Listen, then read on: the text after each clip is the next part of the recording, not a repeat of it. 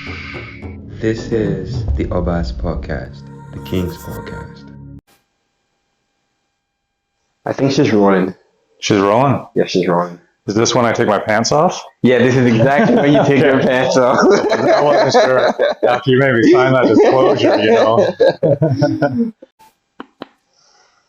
Okay, I think we are rolling. And we are rolling. Let me chew my mint. I don't want it fucking with the mic. Oh yeah? No, I think we're fine. Okay. I think we're fine. Hello, sir. Hey, buddy. Welcome, Richard. Thank you so much for joining me today. Of course. How you feeling? Good, man. Yeah, I mean, sun's shining. That's my favorite thing. Yeah. Literally, that's my favorite thing. Yeah, last week we actually had a very nice couple days, and it seems like it's gonna get better. Beautiful. Yeah. The perks of being in Victoria. Don't tell anyone. Exactly. We gotta keep it low key. That's why rent's going up. Everyone knows that this is Miami of Canada. That's a whole different issue, the housing market. Oh, dude. Yeah. I mean, it's global. We don't want to think it really is, but I mean, all the places that we used to go visit that were dirt cheap, are not dirt cheap anymore. I mean, they're still cheap, it's inexpensive for us to go to, I don't know, wherever, but it's not like it was. You can't live off of $1,000 for 5 years. Where you literally used to. Yeah, and the mortgage, if you're trying to buy a house, that's a different conversation as opposed to if you want to rent a house. Yeah. But either way, it's you're facing high prices in either direction. Let's leave that side. I'm going to try and introduce you to the people. The last time I saw you, apart from when I saw you at the gym a bit more recently, I met you through Jiu-Jitsu, and that's how we kind of bonded. Yeah. But lately, you've kind of been off the mat, and I haven't seen you. I was worried. I hadn't seen you for 4 months. I appreciate that, man. Yeah. So I had a concussion. Okay. I've had a couple concussions. I've had a few concussions in my life. But Jiu-Jitsu's never given me a concussion before, and I've been hit pretty hard. I've split my mouth open in Jiu-Jitsu. Yeah. I've been, I don't know, like I said, hit pretty hard in lots of different ways, dropped on my head or a bad takedown or whatever. But this was, I think this is all karma. Was it at Jiu-Jitsu? It was at Jiu-Jitsu, yeah. Oh, Yeah, so I was... I'm always very concerned when I hear this, because I like to think that we are pretty safe. Dude, yeah, I don't know, man. We were training probably a year... This isn't my concussion, but about a year ago we were training, and I sat down on the bleachers, and some guy sat down next to me. We were all training together, and he just slumped over onto me. And I was like, hey, man, what's up? I didn't know him too well, so I thought it was weird. Okay. Your buddy maybe will slump over or whatever. But yeah, he slumped over. And then I realized that he was passed out. And he just fell onto the ground. So I caught him. Just went limp? Yeah, he just went limp. So I caught him and tried to put him down gently. And then he just puked everywhere. And we had a doctor on the mats. So I was like, Doc, Yeah. And he came running, and the guy woke up and seemed to be okay. Yeah. And no one was too concerned. They're like, man, I don't know, you probably just hadn't eaten enough or something. Yeah. Maybe dehydrated. Yeah, and I suppose that happens. Yeah. But the weird thing is I haven't seen him since. Ever since. Ever since. See, might have been bad. Could have been bad. Could have been aneurysm, who knows, But people think jiu-jitsu is this very safe, controlled sport. Yeah. But it's not. Yeah, not all the time. It's dangerous. And I think that the reason that we think it's so safe is because we want, especially gyms, right? Gyms want more people to come in. We want more people to train with. So, just as students, we do want more people. But gyms, they encourage people to come try jiu-jitsu, and we love it. So we're very pro jiu-jitsu anyways. But a good selling feature is it's safe. Yeah, exactly. That's how I think about it. Especially compared to the more brutal martial arts discipline. We don't hit in jiu-jitsu. It's we just cuddle and But that's the thing, man. When you're doing if you're training boxing, I trained boxing for a few years, and so when you're training in boxing, the majority is not hitting anyways, or not being hit anyways, right? You do a lot of bag work. When you are sparring, it's pretty light. It's not. you're not going to break something, you know. But in jiu-jitsu, you don't even know what's going to happen, and then all of a sudden you have a broken joint. You know, like if it was a broken bone, then okay, whatever. I guess like that's a shorter healing time. But like people like break their knees for life. You know, like they bust their knees and then they're out for 6 months for a surgery or whatever. Like it's a dangerous sport. Yeah, I mean, as dangerous as it is, guys, like still we advocate for come to jiu-jitsu. Okay, so back to your concussion. So, so I was saying that, like, I think it was like karma, you know, and I find that kind of happens a lot in jiu-jitsu. I think that jiu-jitsu is more than just a physical art. It's a spiritual art as well in a lot of ways. If that's like just a way that you can connect with your own like emotions or spirit or however you look at that, I think it does that. And so we were like lined up, and there was this guy, and he like moved himself in front of me like purposefully, and I was like, because we line up for rank, right? Yeah. And I was like, I don't care. Like we're both the same like belt, you know. But he had like an extra stripe than me, you know. And I was like, stripes don't fucking matter. What are you doing, man? You know, like even like lining up for rank is kind of a joke in a lot of ways, but you know, but you know, we do it, and that's fine. But like lining up per like stripe, I think is crazy. Like I think stripes are crazy anyways. But so when it came to like our matches, he was like, hey, you want to roll? And I was like, sure, you know. But I had a little spite, you know. So maybe I went a little hard with him or something, but like I felt like I like over dominated him, and then I popped up for knee on belly, and we were really close to the wall, and I kind of just like went forward, and my head was forward, and I hit the top of my head on the wall. And it was such a light hit, you know, but like all my vertebrae cracked, like all the way from my like skull down to like mid back. And I thought nothing really of it, you know. Did you stop training in the moment? Like, did you we completed. Yeah, we completed it. Yeah. And then that means at the moment you didn't really feel anything. Like, no, like I heard it from my neck, you know, and I just didn't think much of it. Adrenaline and stuff was going, you know. And then my next match, I went all haywire. Like my whole head just went crazy. I got really bad vertigo. That was like the first sign of it, and I just couldn't. Like vertigo, it sucks, man. Like it's not just being dizzy. It's like it's hard to explain, but it's horrible. So I don't know how I did it, but I drove home. Yeah, shouldn't have, but I did. And I was kind of bedridden for like 2 weeks, pretty much. Like I couldn't really move, do too much. So when did you feel the most impact? Was it like the day after, or once you got home, you were already? Dude, it was pretty much honestly like when I got home, I was pretty much fucked. I managed to like cope, but when I woke up the next day, I realized how bad it was, and I still have symptoms today. It's been 6 months. Yeah, concussions are really, really tough to deal with. And like I've heard about someone else who had something similar in the gym, and like I don't know if you know him, Finn. Yeah. I remember I was there when he got his concussion. Yeah. We were all like, "Oh, you'll be fine." Okay. So like, how that was like that gave you like a couple months away from the gym. Yeah. I didn't see you. We didn't see you. One day. Yeah. Well, I couldn't be in the gym, man. It was too chaotic. You know, like just the lights were too much for me, and then the noise and all that threw me right out of whack. Yeah, crazy shit. So was it during that time away that you put this amazing book together? Yeah, I had to do something. Yeah. Going nuts.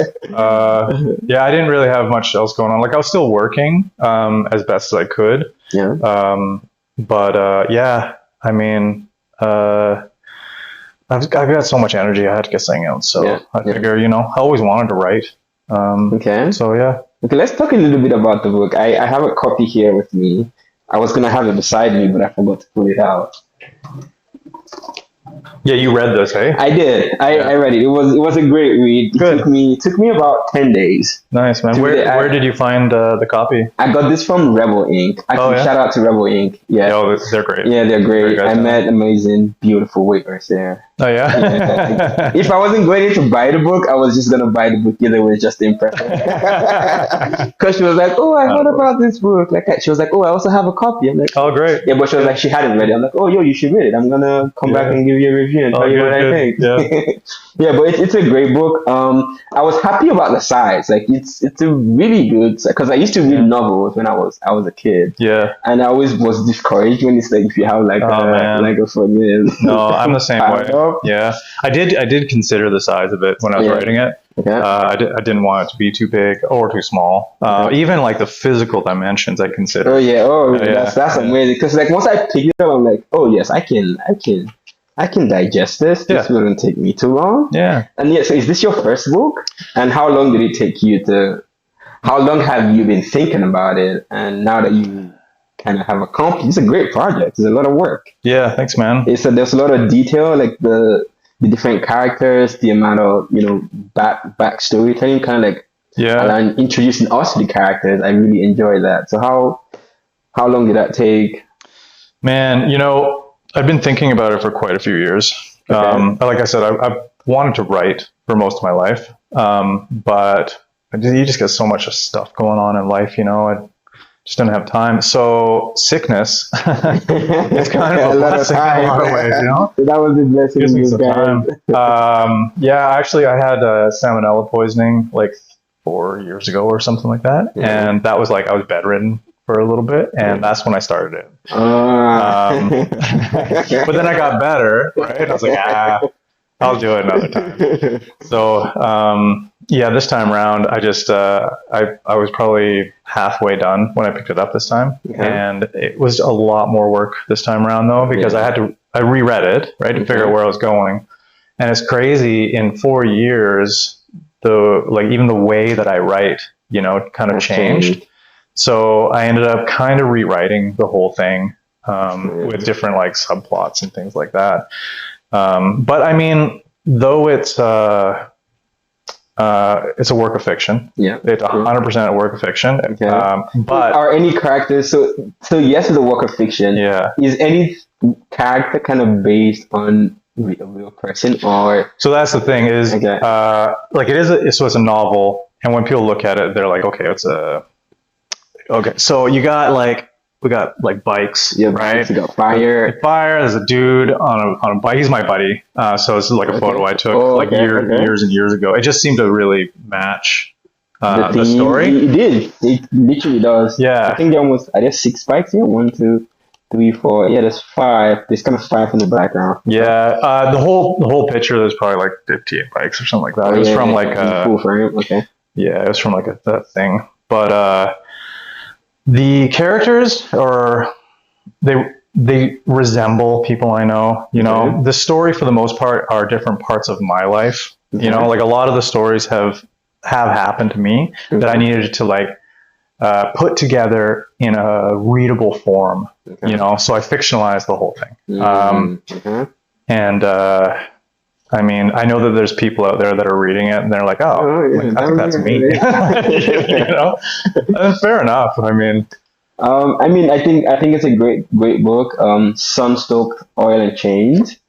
I wanted to ask you one question about this. Yeah. This was very thrilling.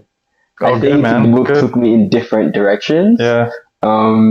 It's definitely PG. Yeah. Like high level PG. Yeah, high level PG. It's not even, and it's like it's PG at different levels too. So like one of the things that really touched me was when, I don't know, this is a lot of a spoiler, but I really wanted to ask you about it. Sure, man, so please allow me. Yeah.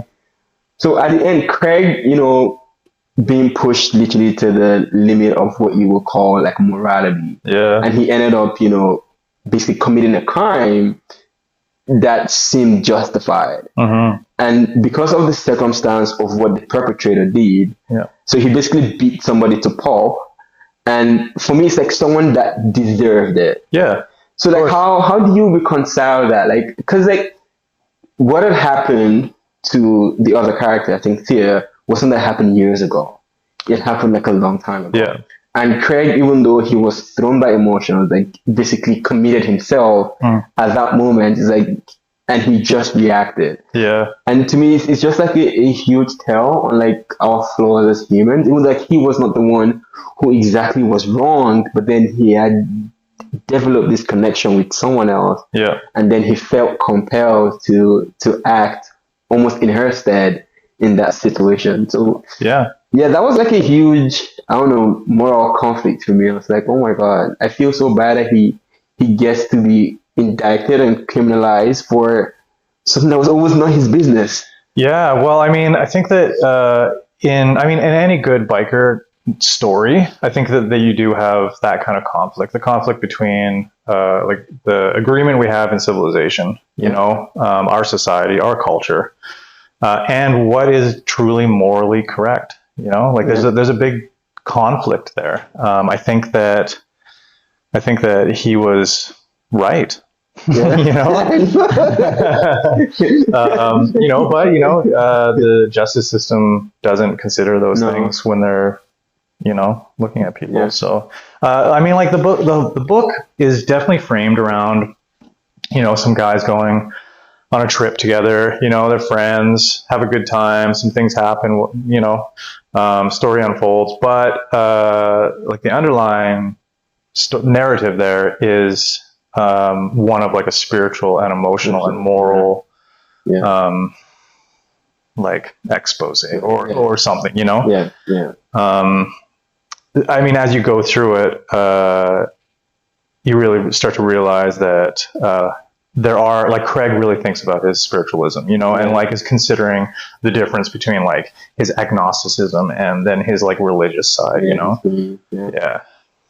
Okay, interesting. I definitely recommend it. It was very interesting. There's a whole lot of other things that happened, like the the rage, the Viking, the sex, the guns. It was amazing. So I definitely recommend it. I want to talk about something else that you have also been working on. Hey man, I actually brought this for you. Oh yeah, so you can have this one. Thank you. This is the beginners. I know you're not a beginner. I'm a beginner at heart. Like don't even. I mean, we're always beginners, but there's a second version of this that's called the Competitors Strategic Journal, which is pretty much, it has the same as this, but it's lacking what this has for beginners. Okay. And just to let people know, so this is something else that Richard has been working on lately, and it's this amazing Brazilian Jiu-Jitsu beginner's guide, and also as a journal. That's more what it is, right? Yeah.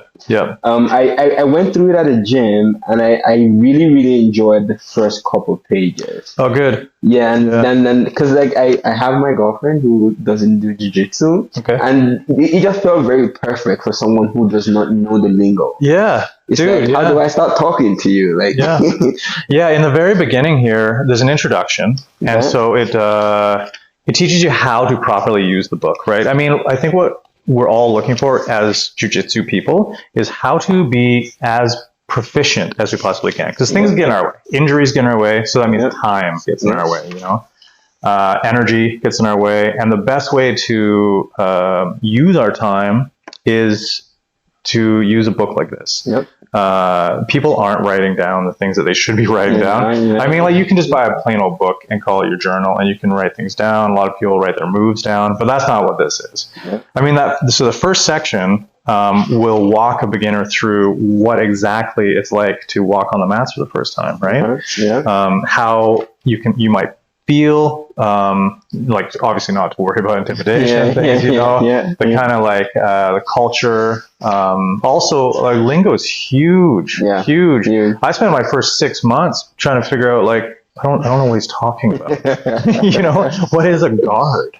So, you know, it tells you what the guard is, or even words like Tori, you know, or okay. What is os? You know, what is that? Diagrams on how to tie your belt. You know, how to properly hold your gi, because people just come like crumpled up gi, wrap it in their belt, sling it over their shoulder. You know, I mean, there's better ways to do it. So I completely agree. So this is, and it also has, which is the bulk of the journal. It's like you have it like basically templated in terms of like what day it is, what the rule set is, what you're trying to achieve, the intention, and alternative. So Hail Marys, and then improvement and outcome. So who's your favorite competitor? Mika. Yeah, it was great, man. It's great. He's always got that classic end, you know, just rip someone's knee apart.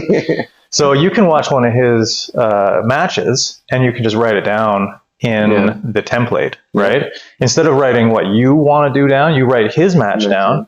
And you should notice that most like high level competitors, they're not very complex. They'll go in with like a game plan, right? They have what they're going to do, their first move, which is usually a takedown. And then like the rest of it's just transitions until they get to the sub.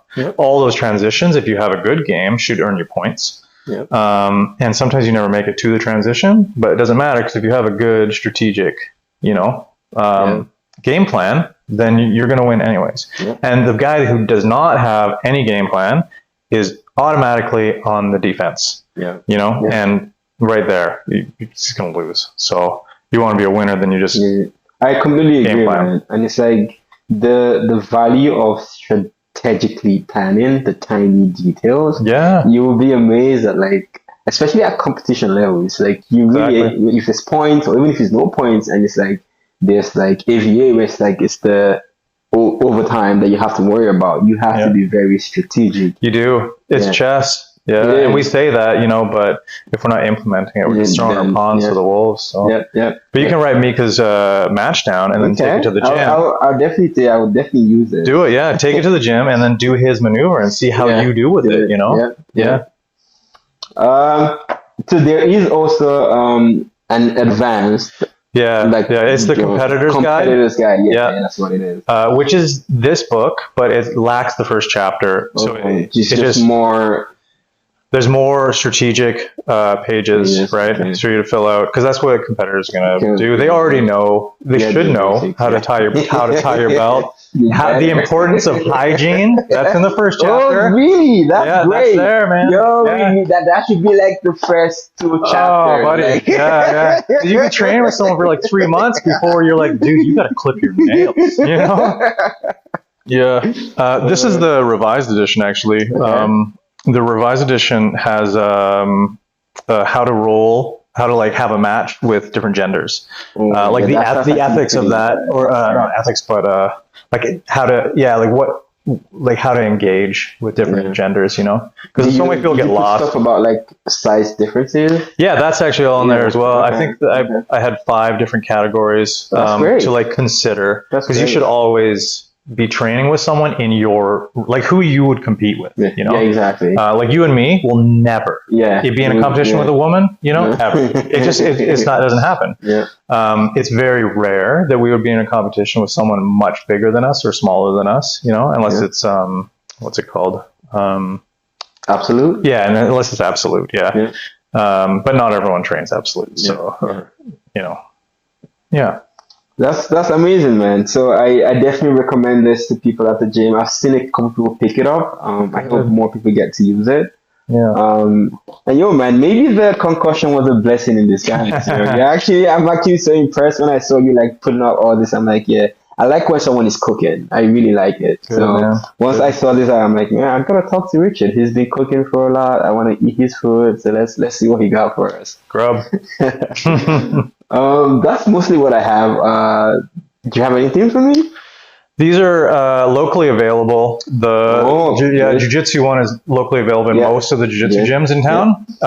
And then this is kind of scattered around a couple like bike cafes and these Curiosity. And I know Rebel Inc. has it. Wheelies has it. Wheelies has it. Cavity downtown has it. That's like oddities store. Oh, nice. They're great too. They're great. Nice. But other than that, they're both on Amazon, so you can look up my name or you can look up these directly. Okay. Thank you so much, man. One more thing I wanted to ask you. Do you want to make this to a movie? Oh, dude, man. I grew up watching movies. Like, I love movies. Like, I grew up watching movies, I would say more so than a lot of other people. And so when I write like stories in my head feel like movies, you know? Oh yeah. So I can see it being a movie, like a pretty good like B-rated movie. And that's exactly what I was saying. Yeah. It doesn't have to be like the highest like no man, but we can just have like a goofy like local videography, like iPhone shot. Yeah. Like an old like grindhouse. Yes. Like and it wouldn't take a lot. So if you want, I would totally support it. The second novel I'm working on now, it's a continuation, it's a sequel to this. Okay. I feel like it's a lot more like movie compatible as well. Like this would be as well, you know. But this other one, it's good. It's gonna be good. Okay. Yeah. I would love that if that happens. Oh, I would love it. I would love to see it. Even if we just go up to the university and be like, hey, like you film students, exactly, film students. How do you want your first movie? Like, what do you want to do? Yeah. All right, man. I absolutely appreciate you coming here. Yeah, thanks for this opportunity to do a podcast too. Yeah, I wanted to talk to you. I'm so happy we could actually. And man, I know I said this off camera. I just want to say it again. I love that sweater, dude. Yeah, this is perfect because like you're black on black, and like I'm popping a little bit. So it's it's a good mix. Contrast. It's a good contrast. Yeah, that's the word. Yeah. All right, thank you, man. I appreciate you coming. Thanks, man. Great.